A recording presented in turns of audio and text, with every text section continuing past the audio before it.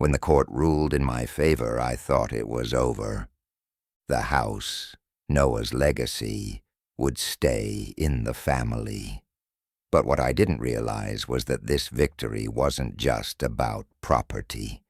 It was about holding on to Noah. It was about protecting everything he had loved and making sure his memory meant more than just heartache. I knew that the money from the life insurance payout, money that Clare had tried to steal, was my last chance to truly honor Noah. So I took every penny and put it into something that would live on far beyond the walls of that house. I created the Noah Thompson Foundation, dedicated to pediatric cancer research and supporting families who had to endure the same heart-wrenching pain we had. It felt right, almost like Noah was there with me, whispering that this was what he would have wanted. He had always been the one to show kindness, even when he was the one hurting. The first grant went to the pediatric cancer ward where Noah had spent so much of his life. I made the trip to meet the families, and for the first time in what felt like years, there was hope in my heart again. When you lose someone you love, the silence that follows is deafening. It's the kind of silence that fills every room, every corner of your life, like a heavy fog that you can't shake off. It was the kind of silence I felt when I stepped into the house after Noah had passed. The place was still the same. Its worn wooden floors, the old armchair where he used to sit, the faint smell of his cologne lingering in the air. But everything felt wrong. It wasn't a home anymore. It was a tomb, a place where memories clung to the walls like ghosts, reminding me of everything that was now lost. Noah's death had come like a storm, sweeping everything away in its wake.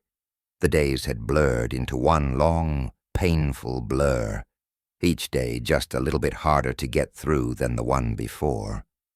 And yet, despite the pain, I had to keep going.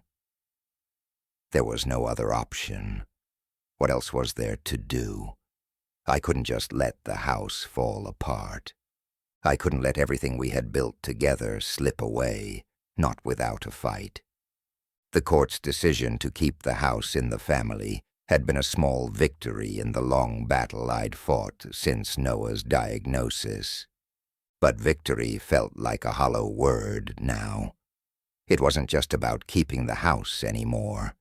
It was about preserving his legacy, making sure his memory meant something more than just heartache. The house was just a place. The true battle was in what came after. That's when I realized Noah had wanted something bigger than all of this, something that would continue to live long after he was gone. It wasn't just the house. It wasn't even the money or the things we had accumulated together.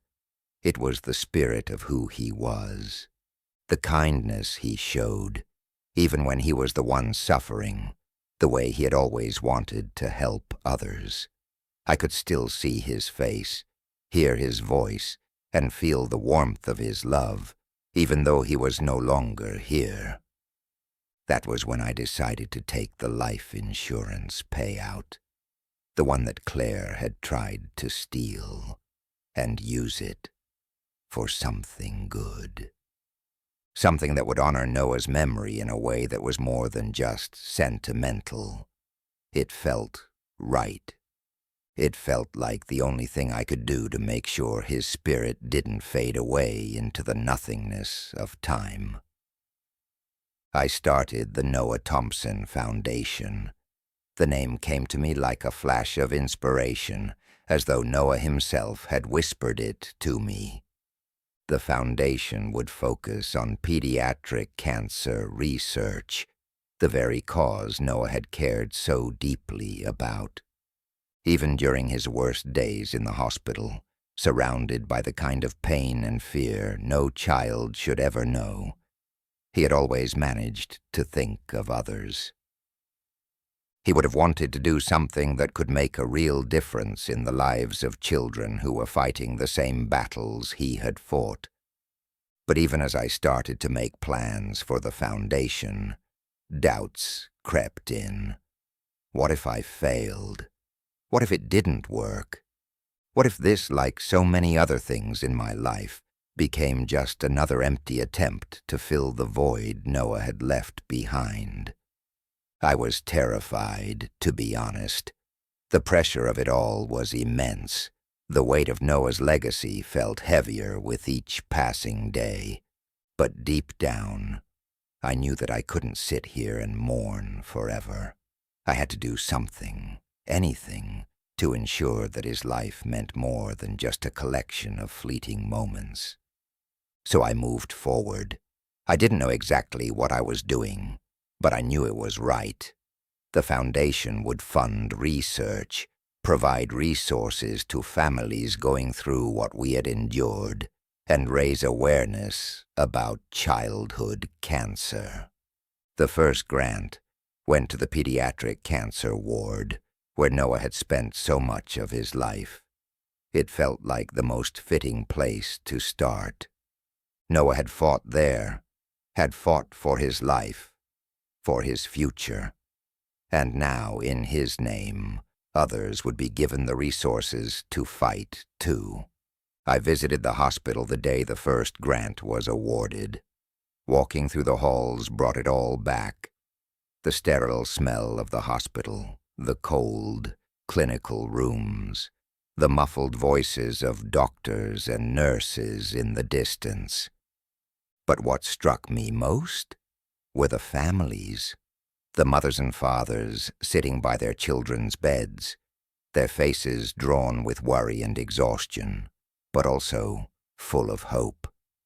I saw their strength, their determination to get through this, and for the first time in a long time, I felt something shift inside me. Hope. It was a small thing, but it was enough to remind me that Noah's spirit was still here, still reaching out to make a difference. Meeting those families made me realize something important. Noah wasn't really gone. Not in the way I had thought. His presence was still alive in the lives of the children he had touched, in the lives of the parents who understood his struggle. The foundation was helping them, giving them the tools and the hope they needed to fight. And Noah's legacy was growing, not just in my heart, but in the hearts of others. But even as I felt a sense of accomplishment, a sense of purpose, the grief still lingered. It wasn't gone. It wouldn't be for a long time, maybe not ever. And yet, for the first time since Noah's death, I felt like I could breathe again. I felt like I was doing something that mattered. I wasn't just going through the motions of surviving. I was living. I was honoring Noah's memory in a way that would outlast my pain. And so, I kept moving forward, step by step. The house was secure, the foundation was up and running, and Noah's memory was alive, not just in the past, but in the future, too. The future was still uncertain, but at least now, it felt like I had a direction. I wasn't sure what the next step would be, but I was no longer afraid to take it. The grief had become a constant companion, one I had learned to live with. It wasn't something that could be simply cast aside or left behind. It had settled in, like the deep-rooted pain that comes with loss, marking me in ways I couldn't describe. But somewhere deep inside, I could feel the change happening. It wasn't something I could grasp immediately, but I knew it was there, just out of reach, waiting for the right moment to reveal itself. In the days that followed Noah's death, I had been consumed by the endless paperwork, the arrangements, the mess that had come with his absence. But now, it wasn't the legal battles or the foundation that occupied my mind. It was something deeper, something I couldn't ignore any longer. I had lived in the shadow of my grief for so long that I'd forgotten what it felt like to live for anything else. But the foundation, the one I had built in Noah's name, had started to take on a life of its own. It felt like a connection to him, like a tether to the person I had lost but never truly would. Noah's compassion and spirit lived on in the work we were doing. That thought kept me going, one day at a time. It was on a crisp autumn morning that I decided to visit Noah's grave again. It was a ritual I had come to both dread and cherish. Dread, because it was another painful reminder that he was no longer here. Cherish, because it was a way to keep him close, to feel as though I could still speak to him, still honor him. This time, however, I wasn't walking to the cemetery with only grief in my heart. I was walking with a sense of purpose, something more than just sorrow. The morning air was cool, biting at my skin in a way that felt refreshing rather than oppressive. It wasn't just the crispness of the air, it was the clarity it brought. The path to the cemetery felt longer than it had in months, but every step carried with it a sense of both remembrance and renewal. I walked past rows of tombstones, each one marking the end of a life. But as I approached Noah's grave, it didn't feel like an end. It felt like a pause, like a space where everything had stopped, only to begin again in a different form. When I reached Noah's grave, I took a moment to just stand there, letting the world around me settle. The silence was thick, almost suffocating, yet in it I could feel a strange peace. It was as if Noah was there with me, his presence lingering in the air, his headstone, simple and unadorned as he would have wanted, stood before me. It bore a small engraving of a penguin, a detail I had fought for because it captured his essence, playful, gentle, and always in search of something beautiful, even in the hardest of times. I knelt beside the grave and, without thinking, brushed away the stray leaves that had gathered there. The grave was surrounded by the marks of the changing season, brown leaves scattered across the ground, a quiet reminder that life moves forward, even when you feel stuck in place.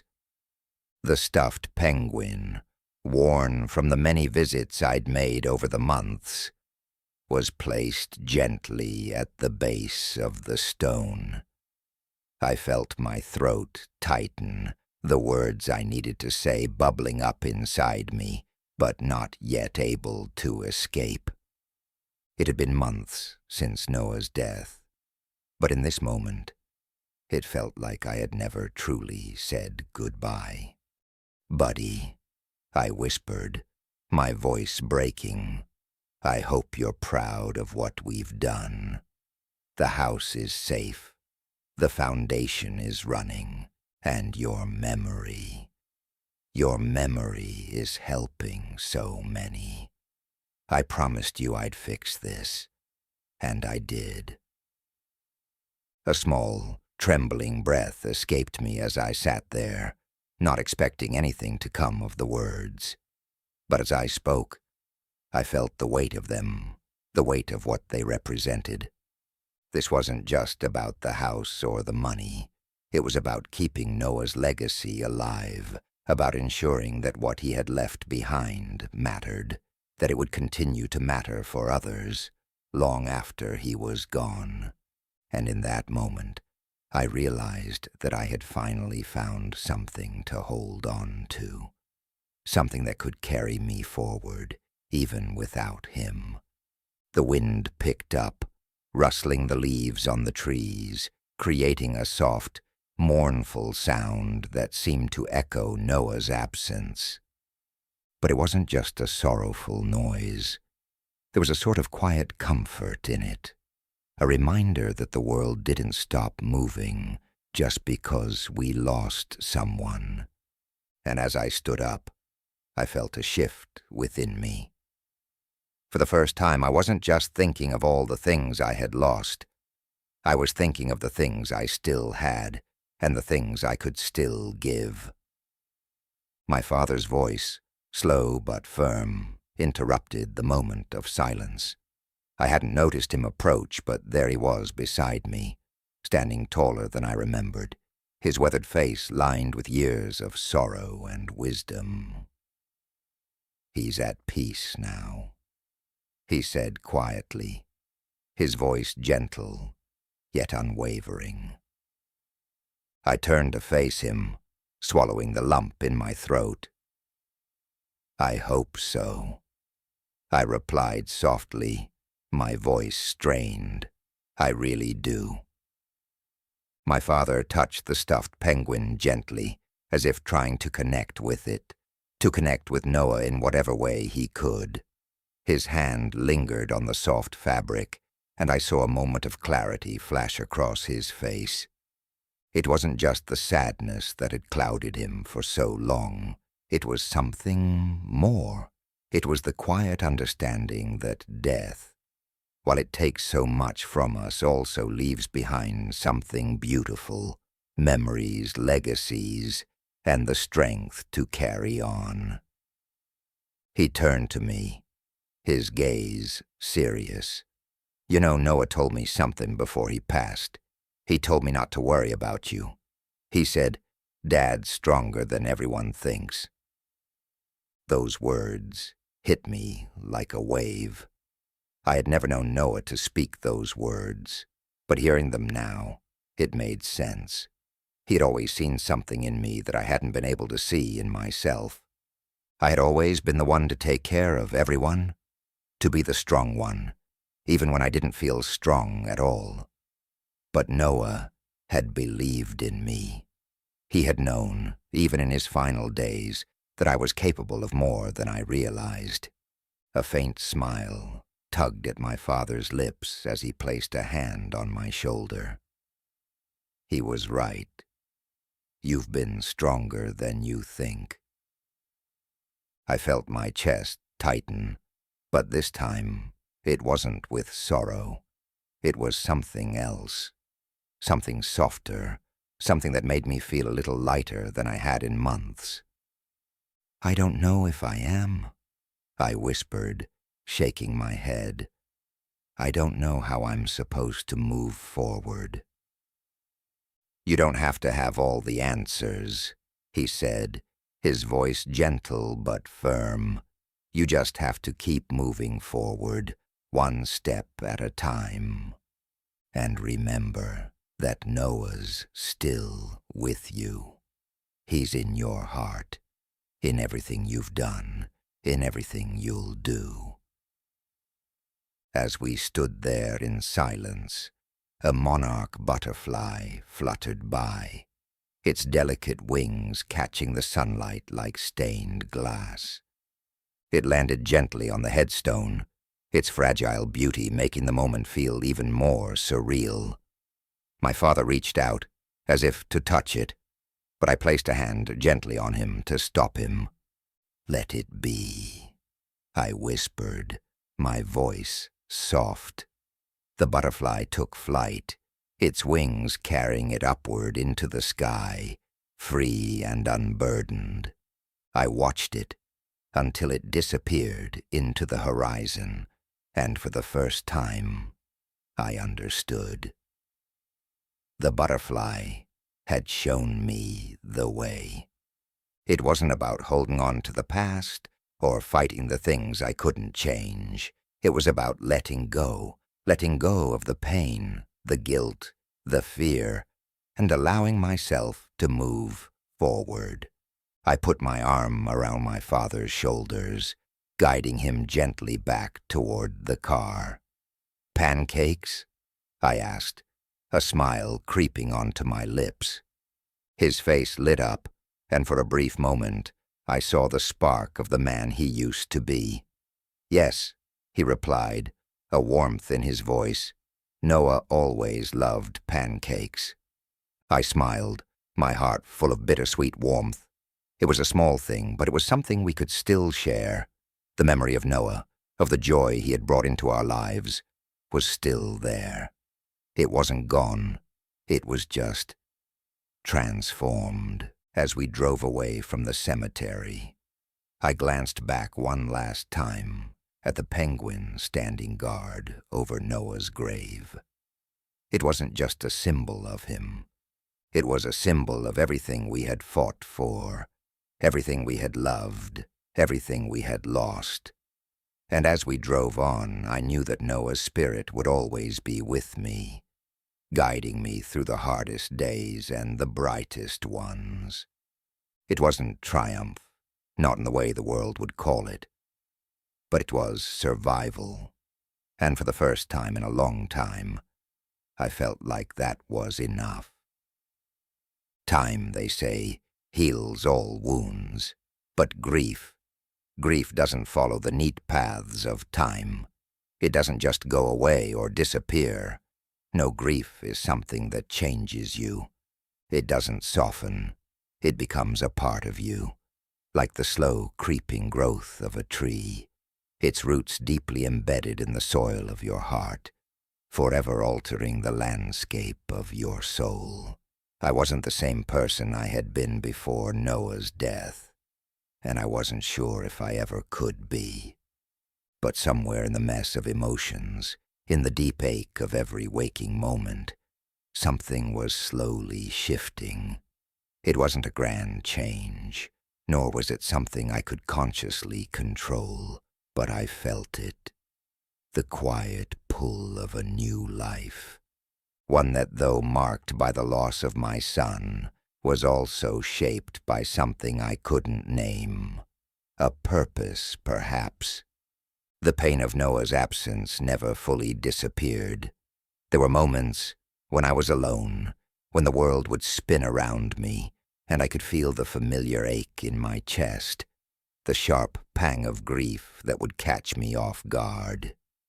His laughter, his warm little hands, the way his eyes would shine with mischief. Those moments, those memories, they would flood me, often at the least expected times. A smell, a sound, a song, and suddenly I was back in that hospital room, watching him suffer, helpless to stop it. I couldn't erase that. I didn't want to. The rawness of losing him would always be a part of me. But it had begun to transform. It had begun to take shape in a way that wasn't just about the emptiness, the void he left behind. The Noah Thompson Foundation had become the lifeline I never knew I needed. In the midst of my grief, it became a beacon, a light that led me through the darkest hours. We poured every ounce of energy into it. Fundraising, awareness, research for pediatric cancer. It felt right, even when everything felt so wrong. It felt like something Noah would have wanted, something that could carry on his memory, something that could make his death not be in vain. His absence was vast, but in those moments of intense focus, when I was working with the team or speaking to families who had been through the same hell we had, I felt connected to him again. His spirit, his memory, became a driving force that pushed me forward. But despite the progress, despite the smiles on the faces of the families we helped, there were still days when the weight of it all became too much. The sorrow would hit me like a wave, threatening to drown me. I would think about the little boy I had lost, Noah, who would never grow up, who would never get to see the world as an adult. I'd think about the things he would never experience, the milestones he would never reach. It was in those moments, when I felt that familiar wave of sadness crash over me, that I realized just how much I was holding in. The foundation, the work, it was meaningful, and I knew it was important. But I wasn't just holding myself together for that. I was holding on because Noah wouldn't have given up. He wouldn't have quit, even when the odds were stacked against him. I decided to visit the hospital again. It had been a while. The place that had once been a battleground for Noah's life still held a sense of dread in my heart. Every corner, every hallway held memories of his pain, of the machines that beeped like clockwork, the sterile smell of disinfectant. But I couldn't ignore it any longer. I couldn't keep running from the place that had been such a crucial part of his journey. If I wanted to continue, if I wanted to really honor him, I had to face it again. Walking through those familiar halls, I was hit by an overwhelming sense of déjà vu. It was as if time had stood still. Everything looked the same sterile walls, the same distant voices, the same hushed conversations behind closed doors. But what struck me the most was the smell, that unmistakable sharp scent of antiseptic that lingered in the air, a constant reminder of the battle being waged in every room, in every hallway. It was a smell that had once been synonymous with fear, with loss. But now, it was something I had to reconcile with. It was part of the story, Noah's story. As I walked through the pediatric ward, the memories flooded back with a force I couldn't have prepared for. I saw the faces of so many children, some sleeping, others awake, their small bodies fragile and tired, worn out by the treatments they had undergone. Some were too weak to sit up, their hands clutching the comfort of stuffed animals, their faces pale from chemotherapy. The room was filled with the muted sound of beeping monitors, the soft shuffle of nurses' footsteps, and the occasional whisper of a parent trying to comfort a child who may not fully understand what was happening. It took everything in me not to break down as I stood there, silently watching them. Each child reminded me so much of Noah. The way his eyes would flicker with uncertainty, the way he would grasp my hand as if asking for reassurance that everything would be okay. But even in the midst of their pain, I saw something else, something unexpected. There was a fierce resilience in their eyes. Despite everything they had been through, they fought on. They held on to life with everything they had. And it was in that strength that I saw Noah's spirit reflected back at me. The families, those brave mothers, fathers, and relatives, were the true warriors. They were the ones who bore the weight of this battle, day after day. I spoke to a few of them, and as they shared their stories with me, I realized something profound.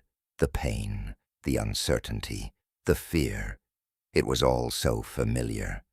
And yet, despite the pain, they were still fighting. They were still holding on, still trying to make every moment count. No matter how difficult it was a reminder that the foundation wasn't just about money or research. It was about the people, about the lives we were trying to touch, the families we were trying to support. That visit to the hospital changed something inside of me. It gave me a new sense of purpose, one that wasn't just about the work or the logistics of the foundation. It was about the real people, those who were living through the very thing we were trying to combat. Their stories, their strength, reminded me of why I had started all of this in the first place. It wasn't just for Noah. It was for all the Noahs out there. It was for the children who hadn't yet lost their fight, and for the families who were clinging to hope, no matter how slim it seemed. As I walked out of the hospital that day, I felt a strange sense of peace. It wasn't that the pain had disappeared. It hadn't. But I had found something that gave me the strength to keep going. It was like I could feel Noah's presence, not in the way I had imagined it, but in the way his memory was living on, through the work we were doing, through the lives we were touching. His spirit was alive, and it wasn't in the past. It was in the future, in the hope we were creating for others. The following days passed in a blur of meetings, planning sessions, and moments of quiet reflection. As the foundation continued to grow, as more families reached out for help, I found myself thinking more and more about the impact we were having. We were making a difference, not just in the grandiose sense, but in the small personal ways that truly mattered. Every person we helped, every life we touched, was a testament to Noah's legacy. He was gone, but he was still here, in the hearts of everyone who had been affected by his story. And that, in itself, was something beautiful. Late one evening, as I sat alone in my office reviewing the donations that had come in, I felt a quiet satisfaction that I hadn't felt in years. The work, the efforts, the sacrifices, they were all beginning to make sense. I had found a way to move forward, not without pain, not without grief, but with purpose. I had come to realize that moving on didn't mean erasing the past. It meant carrying it with you, letting it shape the person you were becoming, even as you continued to grow. In that moment, I knew Noah was still with me. Not in the way I had once hoped, not as a physical presence beside me, but in the way his spirit guided every step I took. He was with me in the work we were doing. He was with me in every family we helped. And he was with me, always, in the love that never died. It had been months since Noah's death, but it felt as if time had been both a cruel and kind companion. Time, in its relentless march forward, had forced me to move, to breathe, to exist in a world where he was no longer physically present. Yet, in the quiet moments of reflection, it often felt as if time stood still, trapping me in the heaviness of loss. The pain was constant, a shadow that followed me wherever I went, and no matter how many smiles I faked or how many busy days I filled, it remained. But slowly, with each passing day, the ache softened, not as if it disappeared, but as if it became something more bearable, something I had learned to live with. The world didn't stop for my grief. Life, as it often does, continued moving forward. People went about their daily routines, unaware of the emotional storm I was navigating within myself. But I couldn't fault them for it. The world wasn't meant to wait for one person's pain. I had to keep moving, even if I didn't know where I was headed. And somehow, in that movement, I found small pockets of peace. Fleeting moments where the weight of my sorrow wasn't so suffocating. One of those moments arrived unexpectedly during a quiet evening at home. The house felt different now. Noah's absence hung in the air like a cloud, but there was something else too, something I hadn't expected to feel, a sense of calm, a whisper of peace nestled itself into the corners of the home. The house was still Noah's, even in his absence. It was his space, the place where we had made memories, the place where his laughter had echoed off the walls, the place where I had watched him grow, and in some strange way, it still felt like he was here. Not physically, not in a way that could be touched or seen, but in a way that was deeper. His presence lingered in the spaces between breaths, in the corners of every room. The foundation had become my refuge. Each time we made progress, every grant we secured, every life we touched, I could feel Noah's spirit guiding me. I often found myself speaking to him as though he were still here, telling him how proud I was of what we had accomplished in his name. And though I knew I couldn't hear his voice in return, I felt a deep, unspoken understanding between us. He had always been a source of strength for me, and now his memory was that same source. It was as if I had inherited his resilience, his capacity to love, even in the face of unbearable loss. But there were moments when that resilience faltered, when the weight of the world pressed down so hard that I wasn't sure I could carry it anymore. Those were the moments when I questioned everything. The purpose of the foundation, the endless days of planning and meetings, the relentless pursuit of something that felt so far out of reach. There were nights when I would sit alone, staring into the empty space where Noah's toys used to be, wondering if any of it, any of the work I was doing, was enough. Was it really helping? Was it truly honoring Noah's memory in the way he would have wanted? I had come to learn that grief wasn't linear. It didn't progress in a neat, understandable way. It wasn't about moving from sadness to acceptance in some tidy, expected order. It was a winding, unpredictable journey, one that could hit you when you least expected it. Sometimes it would be a song on the radio. Other times it was the laughter of a child echoing in the distance.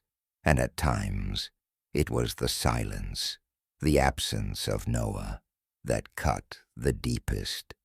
I remember one particular night, long after the sun had gone down, when the house was silent except for the soft ticking of the clock in the living room.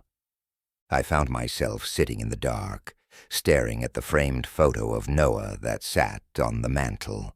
It was one of the last pictures we had taken together, and in it, Noah was smiling, genuinely the kind of smile that could light up the darkest room.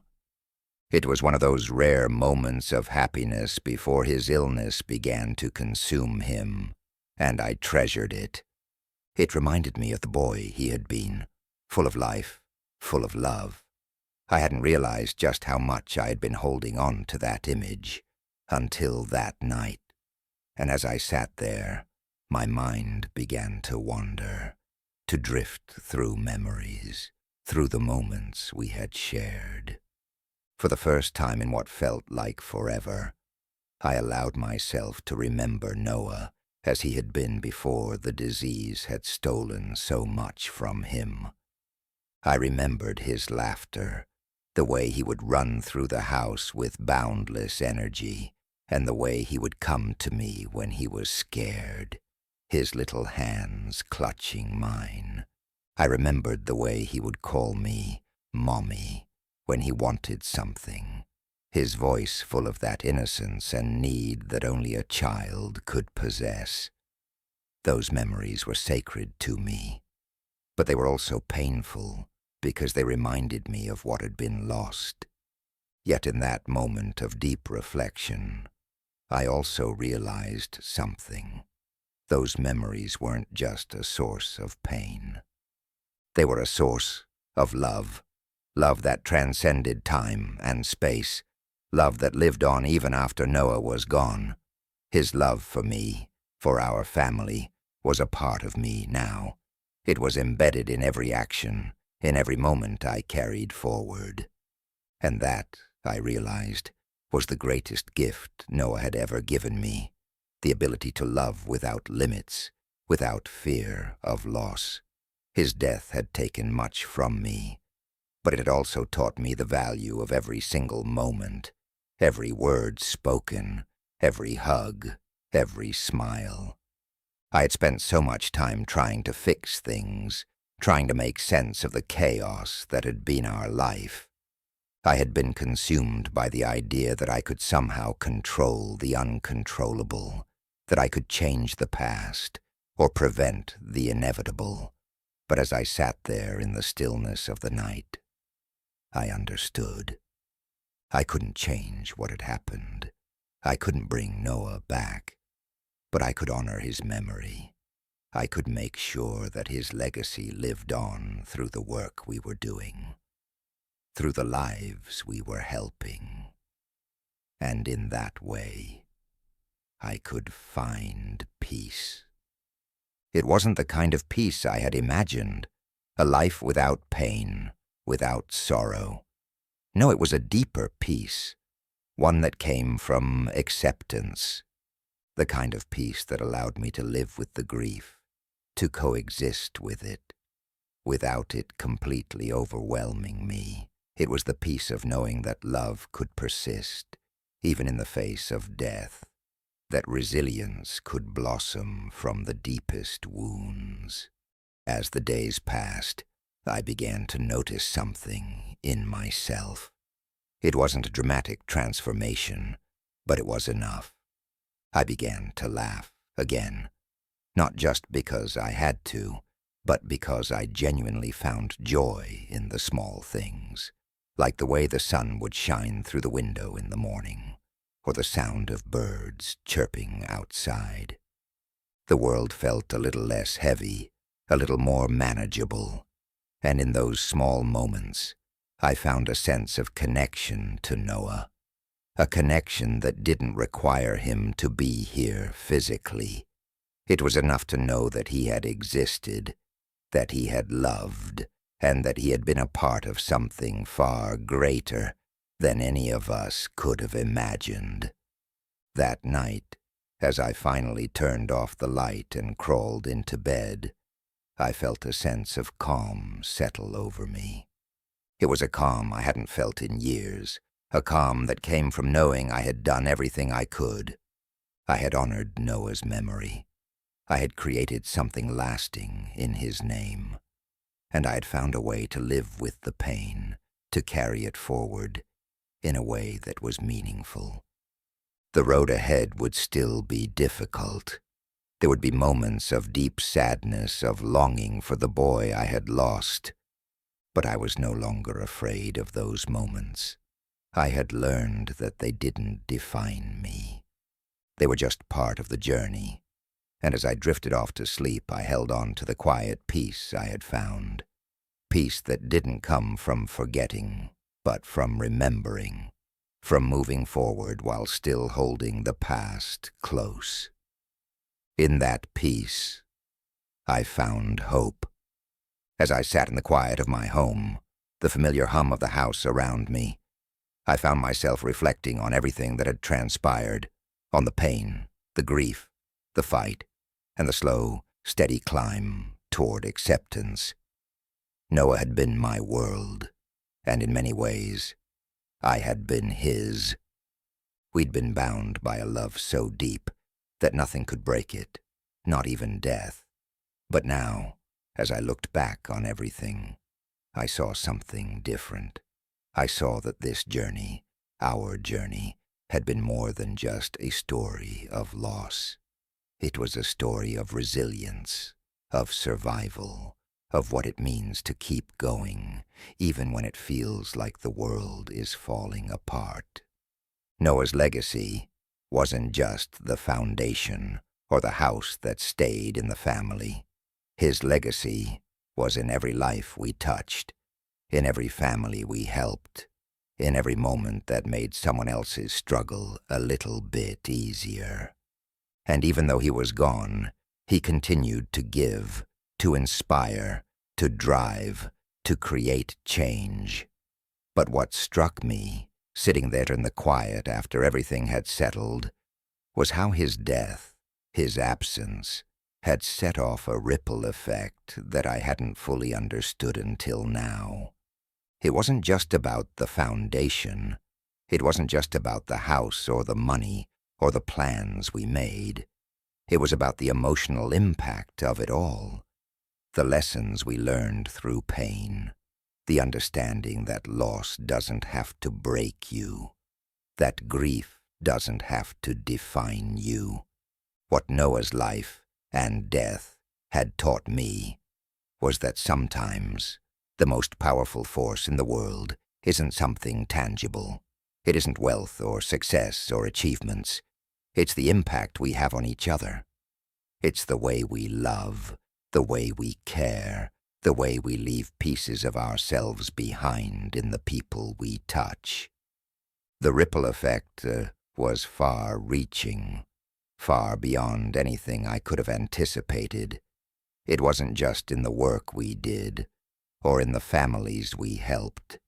It was in the quiet moment of reflection, in the small acts of kindness that rippled through the world, passed from one person to the next, slowly but surely changing the way people saw each other. Noah had always been that kind of person. He had a heart that could encompass the world, and his love had always extended far beyond himself. He had been generous, compassionate, thoughtful, a rare soul who could see beyond his own pain and offer solace to others. That was the true legacy he left behind. As I thought about this, a question began to form in my mind. What if everyone could live like Noah?